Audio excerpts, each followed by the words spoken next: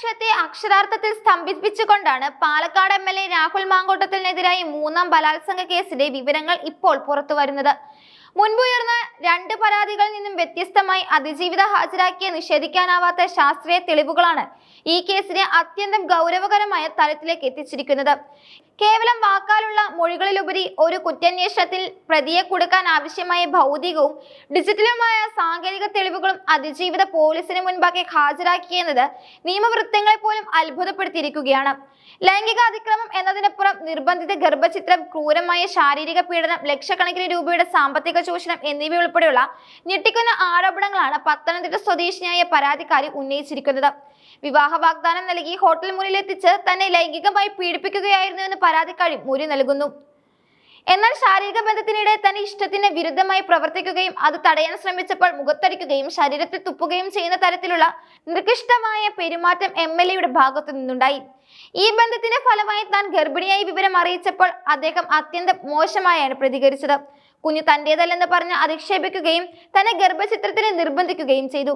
ഈ വഞ്ചന തിരിച്ചറിഞ്ഞ നിമിഷം മുതലാണ് താൻ ശാസ്ത്രീയമായ തെളിവുകൾ ശേഖരിക്കാൻ തുടങ്ങിയതെന്ന് അതിജീവിത വ്യക്തമാക്കുന്നു.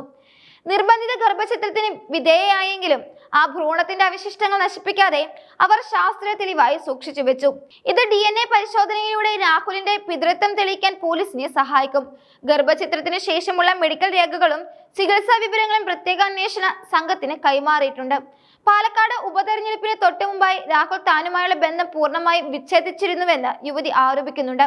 രാഷ്ട്രീയമായ നേട്ടങ്ങൾക്കും തെരഞ്ഞെടുപ്പ് പ്രചാരണങ്ങൾക്കും തടസ്സമാകാതിരിക്കാൻ എല്ലാ സോഷ്യൽ മീഡിയ പ്ലാറ്റ്ഫോമുകളിലും ഫോണിലും തന്നെ ബ്ലോക്ക് ചെയ്തിരുന്നു പരാതിക്കാരി മൊഴി നൽകുന്നു. എന്നാൽ തെരഞ്ഞെടുപ്പ് വിജയത്തിന് ശേഷം വീണ്ടും മാപ്പ് പറഞ്ഞ് അടുപ്പം സ്ഥാപിക്കുകയും ഇക്കാലയളവിൽ തന്റെ സാമ്പത്തിക സാഹചര്യങ്ങളെ ചൂഷണം ചെയ്യുകയുമായിരുന്നു. പാലക്കാട് ഒരു ഫ്ലാറ്റ് വാങ്ങണമെന്ന വ്യാജേന വലിയ തുകകൾ ആവശ്യപ്പെടുകയും പലപ്പോഴായി ലക്ഷക്കണക്കിന് രൂപ കൈപ്പറ്റുകയും ചെയ്തിരുന്നു. കൂടാതെ അന്താരാഷ്ട്ര ബ്രാൻഡുകളുള്ള വില കൂടിയ വാച്ചുകളും വസ്ത്രങ്ങളും യുവതിയെ കൊണ്ട് വാങ്ങിപ്പിച്ചു. ഇവയുടെ എല്ലാം പർച്ചേസ് ബില്ലുകളും ബാങ്ക് ട്രാൻസാക്ഷൻ രേഖകളും അന്വേഷണ സംഘത്തിന് യുവതി കൈമാറിയിട്ടുണ്ട്. രാഹുലുമായി നടത്തിയ ഫോൺ സംഭാഷണങ്ങളുടെ റെക്കോർഡിംഗുകളും വാട്സ്ആപ്പ് ചാറ്റുകളും ഉൾപ്പെടെയുള്ള ഡിജിറ്റൽ തെളിവുകളും കേസിൽ നിർണായകമാകും.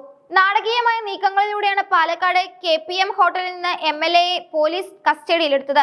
രാഹുലിന്റെ സ്റ്റാഫ് അംഗങ്ങൾ മുറിയിലില്ലാത്ത സമയം കൃത്യമായി മനസ്സിലാക്കിയ പ്രത്യേക സംഘം അതീവ രഹസ്യമായാണ് നീക്കം നടത്തിയത്. ഹോട്ടലിലെത്തിയ ഉടൻ തന്നെ റിസപ്ഷനിലുള്ളവരുടെ ഫോണുകൾ പിടിച്ചെടുത്ത പോലീസ് വിവരങ്ങൾ പുറത്തു പോകാതിരിക്കാൻ മുൻകരുതലുകൾ എടുത്തിരുന്നു. യൂണിഫോമിലെത്തിയ 8-അംഗ സംഘത്തിൽ വനിതാ ഉദ്യോഗസ്ഥരും ഉണ്ടായിരുന്നു. കസ്റ്റഡിയിലെടുത്ത രാഹുലിനെ ഉടൻ തന്നെ പത്തനംതിട്ട AR ക്യാമ്പിലേക്ക് മാറ്റുകയും ചെയ്തു.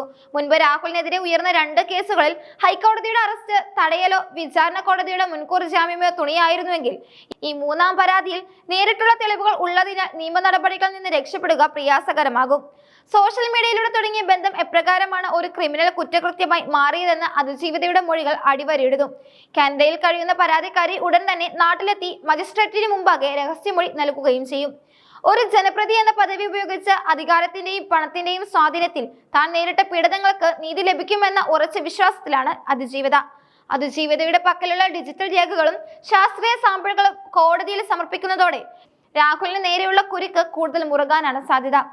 രാഷ്ട്രീയ വൃത്തങ്ങളിൽ വലിയ ചലനങ്ങൾ ഉണ്ടാക്കിയ ഈ കേസ് അധികാര ദുർവിനിയോഗത്തിന്റെയും സ്ത്രീ പീഡനത്തിന്റെയും ഭീകരമായ മുഖമാണ് വെളിപ്പെടുത്തുന്നത്.